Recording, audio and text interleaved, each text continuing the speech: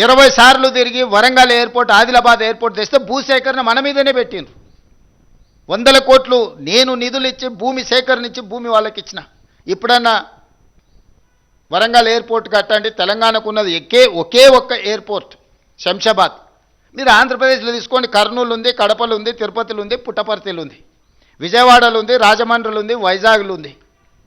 ఇంకా నిన్నమన్న అదనంగా ఒక పక్కనున్న ఆంధ్రప్రదేశ్లో 7-8 ఎయిర్పోర్ట్లు ఉన్నాయి. కర్ణాటకలో, మహారాష్ట్రలో అసలు లెక్కబెట్టనన్ని ఎయిర్పోర్ట్లు ఉన్నాయి. మొత్తం తెలంగాణ రాష్ట్రానికి ఉన్న ఏకైక ఎయిర్పోర్టు శంషాబాద్ ఎయిర్పోర్టు. ఉన్నం బేగంపేట ఎయిర్పోర్టును కూడా మూసేపించిండ్రు. ఇవాళ బేగంపేటలో అసలు ఫ్లైట్లు దిగడానికే లేదని ఆర్డర్స్ ఇచ్చిర్రు.